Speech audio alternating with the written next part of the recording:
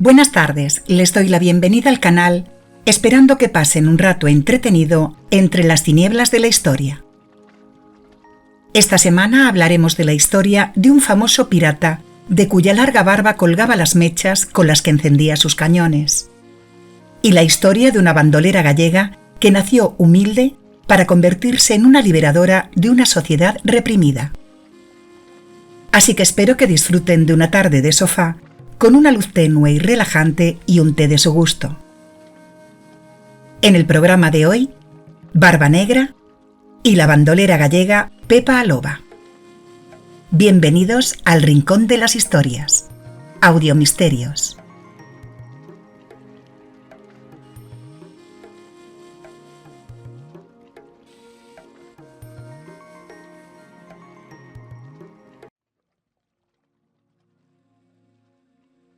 Edward Teach nació en el año 1680 y se cree que era de Bristol, Inglaterra, aunque otros afirman que nació en Carolina del Sur, un estado de los Estados Unidos de América, o en Jamaica, un país de América insular. Sus padres tenían una taberna y dicen que narcotizaban a los marineros para meterlos en embarcaciones en las que de haber estado serenos no hubieran subido. También dicen que se crió con una posición acaudalada, ya que sabía leer y escribir. Empezó como marino, ejerciendo como corsario inglés, ya que fue durante la guerra entre Francia e Inglaterra, asaltando barcos franceses.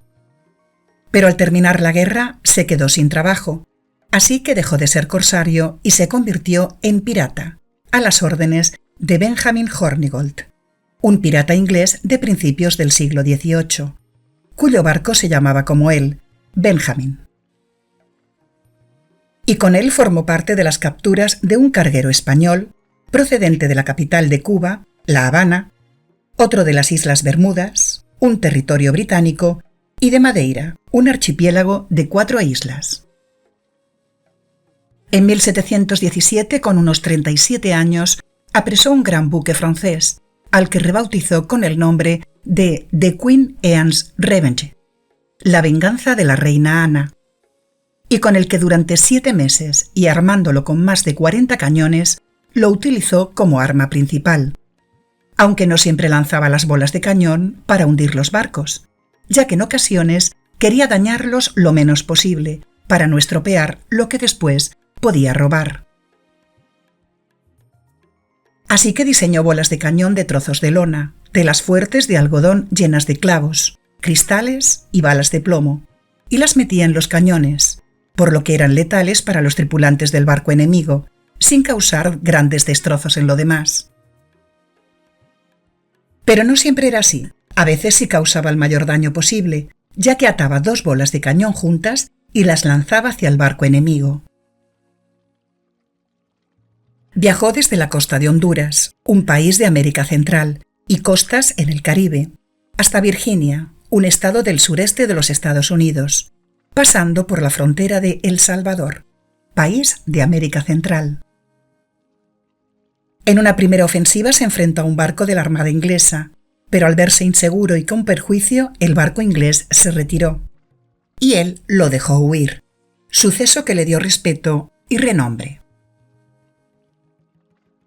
Edward Teach acabó atacando barcos franceses, españoles y británicos, y le pusieron el mote de El Gran Diablo. Lo llamaban Barba Negra porque tenía una gran barba de color negro intenso, de la que, según la leyenda, colgaban mechas con las que encendía sus cañones. En enero de 1918, en Carolina del Norte, uno de los estados que forman Estados Unidos, la situación económica era escasa y frágil, y no tenía comercio, por lo que el gobernador de la colonia hizo un trato con Barba Negra. Le concedía el perdón a él y a toda su tripulación mediante una proclamación estatal que ofrecía indultos a los actos de piratería, llamada Acta de Gracia. Por lo que el gobernador, llamado Charles Eden, recibiría secretamente una parte del botín que consiguieran de sus delitos. Y además, en ese mismo trato, el gobernador le consiguió una chica de 16 años para que se casara con él. Así que mientras en otros sitios luchaban contra la piratería, él vendía tranquilamente productos baratos en un pueblo, en el condado de Beaufort, del estado de Carolina del Norte. Se acabó casando con la chica, de hecho se casó más de 14 veces, compró una casa y se llevaba bien con todo el mundo, gracias a los regalos que repartía entre sus vecinos y estableciéndose como una persona honrada. En mayo de 1718 fue a Carolina del Sur y en la ciudad de Charleston bloqueó el puerto y asedió el lugar, amenazándoles con los cañones del barco. Secuestró prisioneros y robaron dinero, aunque la leyenda cuenta que lo hicieron para conseguir un buen lote de medicinas para sus hombres, ya que por lo visto tenían una enfermedad venérea, la sífilis. Claramente se preocupaba mucho de su salud y también de la de sus hombres, siempre tenía médicos cerca de él. Y cuando años más tarde encontraron su barco, The Queen Anne's Revenge, que se había hundido, se pudo ver que el pirata guardaba muchas jeringuillas de mercurio, que se utilizaban para tratar la sífilis. De hecho, es probable que al contraer esta enfermedad tuviera algo que ver con su comportamiento psicótico. En junio de ese año ya tenía 4 barcos grandes y 400 hombres. Barbanegra tenía un gran barco, mucho más grande que el de los demás, y sus hombres eran piratas expertos, muy duros y valientes, que habían estado en muchos combates y asaltos, por lo que eran hombres que podían enfrentarse a cualquier cosa. Pero también, al ser los más sangrientos y crueles, a veces era difícil que obedecieran. Sobre todo cuando después de abordar algún barco, lo celebraban bebiendo demasiado. Por lo que aún era más difícil controlarlos y que le obedecieran. Así que debía mostrarles lo loco que estaba, para que no peligrara su poder y mando. Por lo que en una ocasión, bebiendo con sus marineros, sacó su pistola y le disparó a uno de ellos en la rodilla, quedándose todos lógicamente boquiabiertos. Cuando más tarde el hombre le preguntó que por qué le había disparado, él le contestó que si no se disparaba a alguien de la tripulación de vez en cuando, se olvidaban de quién mandaba. Su base la tenía en Nueva Providencia, para no comprometer al gobernador, y atracaba las naves en las Bermudas, mientras hacía su vida aparentemente normal.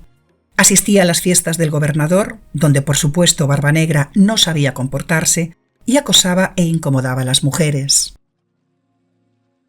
Y además, a causa de los piratas en la zona, se hacía difícil el transporte de mercancías, por lo que todo eso hacía sentir muy mal a los habitantes del pueblo de Bath. En esos días también se encontró con un viejo amigo, también pirata, Charles Vane, con quien montó una ruidosa y sonada juerga. En otoño de 1718, a causa de tanta piratería por la zona, el gobernador de Virginia se enteró de que Barbanegra se encontraba en una ensenada de Carolina del Norte, por lo que decidió organizar una ofensiva, sin importarle el privilegio de lo que le hubiera ofrecido el gobernador Charles Eden.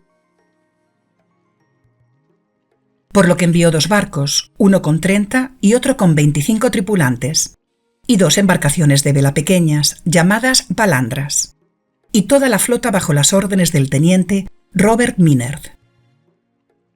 Barbanegra estaba con 19 hombres en su barco Adventure, por lo que la escuadrilla al mando de Robert se fue acercando a los piratas, con la idea de atacar al día siguiente. Unos cuantos se acercaron con un bote para poder ver la nave, pero tuvieron que dar la vuelta porque los ahuyentaron con un cañonazo. Por lo que Barbanegra decidió meterse en el canal y Robert Minerd lo persiguió con las embarcaciones de vela pequeñas. Y las naves, tanto de unos como de los otros, se quedaron encalladas. Pero como los barcos estaban cerca, Barbanegra y Robert pudieron hablar.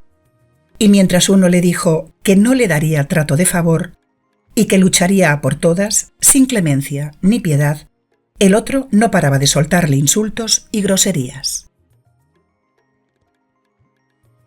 Por lo que una vez subió la marea, empezó la persecución y la batida. Los piratas atacaron la Ruinge, una de las balandras, que la perdieron, más 5 o 6 hombres. Y Barbanegra abordó la nave de Robert Minerd, luchando los dos cara a cara. Robert le embistió con su espada, pero tan solo chocó con la munición que llevaba el pirata, y éste le propinó un golpe en la mano, por lo que Robert tiró la espada, sacando su pistola y disparando a otro marinero, que lo embistió haciéndole un corte en la cara. Por lo que el salteador cayó desangrándose y Robert decapitó a Barbanegra. Falleciendo ese día, 22 de noviembre de 1718, con 38 años. Cuando todo acabó, colgaron la cabeza de Barbanegra en el mástil, que sale con un poco de inclinación hacia arriba, llamado Bauprés, y volvieron triunfantes a la ciudad de Hampton, en Virginia. La leyenda dice que su cuerpo decapitado lo tiraron a la mar y flotó alrededor de la embarcación varias veces. Barbanegra era alto, de 2 metros, y fuerte. Y aunque decían que no solía ejecutar a nadie a que no fuera que él se viera inseguro o con riesgo, solía tomar una apariencia llamativa y demoníaca antes de comenzar sus asaltos. Antes de comenzar la batalla, se ponía cerillas encendidas bajo el sombrero. Eran palillos largos que ardían lento. Estaban hechos de cuerda de cáñamo mojado en salitre y con una solución de cal muerta, por lo que el efecto era espeluznante. A su cara, con sus ojos fieros y el pelo de la barba enmarañado, le rodeaba el humo, y a sus presos les parecía un diablo salido del Averno. Y para completar su parecido con un corsario diabólico, llevaba una banda con 3 pistolas cargadas y montadas para disparar, puñales y el sable alrededor del cinturón. Decían que uno de sus entretenimientos era encerrarse en un camarote con algunos marineros y sin luz alguna disparar sin rumbo aleatoriamente debajo de la mesa. También retaba a los suyos a encerrarse en un camarote con una olla encendida llena de azufre, de la que emanaba humo, resultando muy difícil respirar. Él siempre salía el último de la habitación, resultando ser el más valiente y ganador.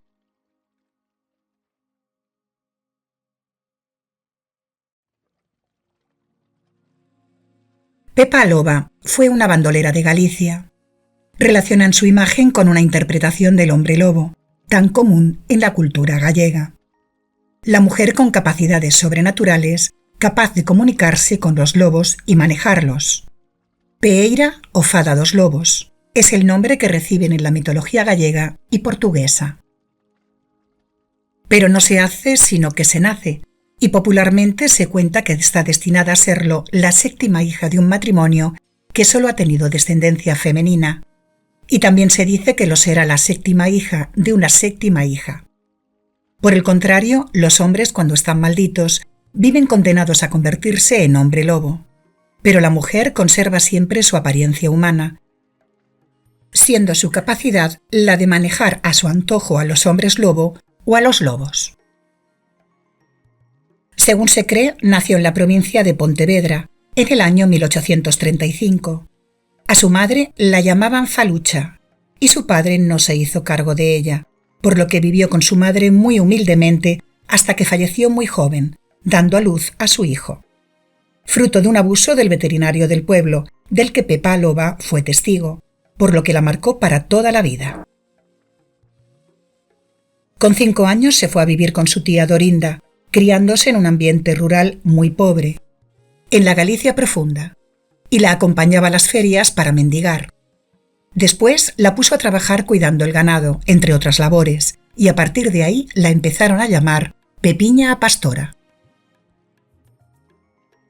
Un día, cuando tenía 12 años, estando con sus ovejas, las atacó un lobo, y con su perro, al que llamaba Lueiro, y un palo, las protegió enfrentándose al animal. La niña quedó herida gravemente, pero consiguió eliminar al lobo. Y a raíz del incidente la empezaron a llamar a Loba, la loba. También dicen que su perro era un lobo y que la acabaron apodando así porque siempre caminaba por las montañas de la Serra da Loba, en el norte de A Coruña y Lugo. Con el tiempo, su tía, queriendo sacar provecho de la niña, se la vendió al tendero del pueblo, teóricamente su tío, ya que era el hermano de Aurelio Maraño, que había abusado de su madre 2 veces, la primera cuando ella nació y la segunda cuando embarazó a su madre provocándole que tanto ella como su bebé fallecieran en el parto. Sacando Dorinda una compensación económica de la relación y recibiendo de él alimentos como aceite, chorizos, tocino y bacalao, entre otros productos. Su tío le cogió mucho cariño, por lo que la adoptó, y le dio una muy buena vida, ya que el hombre tenía un buen capital. Él la protegió y aseguró su supervivencia para que pudiera heredar todo lo que tenía, su casa, la tienda de comestibles y todas sus propiedades. Además, contrató a un estudiante llamado Daniel Couso para que le enseñara a leer, escribir y aritmética, y se enamoraron haciéndose novios.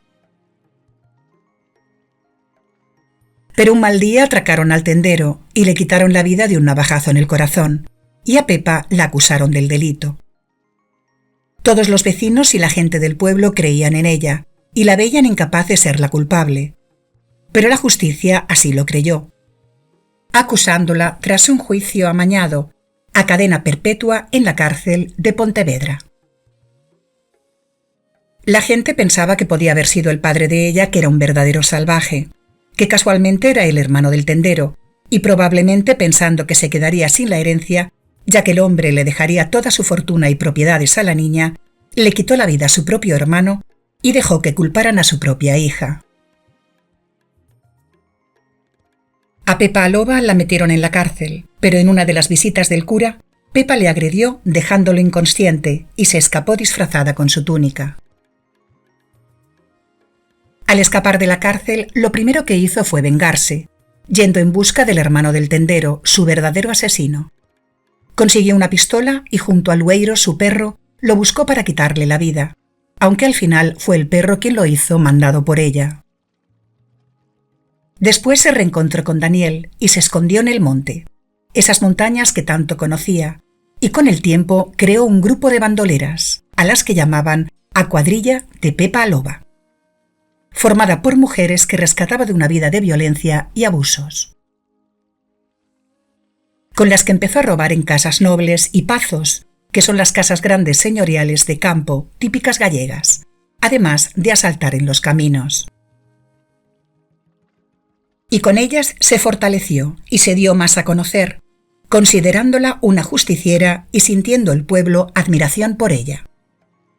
Pepa fue como un Robin Hood, que robaba a los ricos para donárselo a los necesitados, solo que él con un arco y ella con una pistola, además de eliminar a otros criminales. No se tiene muy claro en qué año nació, se cree que por el 1835, en Galicia, aunque no se sabe si en Namoedo, una parroquia de Pazos de Borbén, en Pontevedra, o en la parroquia de Couso, del municipio de Coristanco, o quizás en Maestrada, en Pontevedra. Pepa se ganó el afecto de la gente y era como la portavoz de los gallegos contra los abusos de los curas y los caciques. Ella era una caperucita recelosa y desconfiada que siempre supo escaparse de los lobos. Tuvo muchas imitadoras que aún hicieron que su fama aumentara más en la historia, haciendo de ella una heroína. La famosa bandida actuaba en el centro de Galicia, de Monterroso, un municipio en el oeste de Lugo, hasta la costa occidental, en Cantabria, para más tarde irse a las tierras del norte de Lugo. De hecho, decían que tenía una casa en Aterrachá, tierra llana del Miño, una inmensa llanura de prados, ríos y lagunas en Lugo. Frases suyas quedaron presentes cuando falleció. Fueron, reflejando la venganza con el hermano del comerciante: «Home morto non fala», hombre muerto no habla. Y cerrada al amor, por el trauma que vivió en su infancia: «Nunca quisen nin quererei, e cando queira morrerei». Nunca quise ni querré, y cuando quiera moriré. Aunque dicen que cuando se retiró, tuvo una posada con su marido e hijo y falleció después de una larga vida. No faltan los que dicen que Pepa no existió, sino que nació de la urgencia de tener una liberadora del pueblo. Si no fuera porque una escritora y penalista, Concepción Arenal, probó que existía cuando la visitó en la cárcel de A Coruña, siendo su nombre verdadero Josefa Esmorís Gay, a la cual apresaron en 1866, en Cambados, en las Rías Bajas, Pontevedra, después de robarle a un cura de Cea, Orense. Por lo que así se demostró que Pepa a Loba existía y que efectivamente hay mujeres que se enfrentan y batallan por los derechos de otros, que simpatizan, congenian y ayudan a otras mujeres con vidas duras. Dicen que falleció en uno de sus asaltos arrojándole aceite hirviendo, y por otro lado cuentan que lo hizo en la cárcel de A Coruña. Pepa a Loba trajo una liberación en una sociedad oprimida.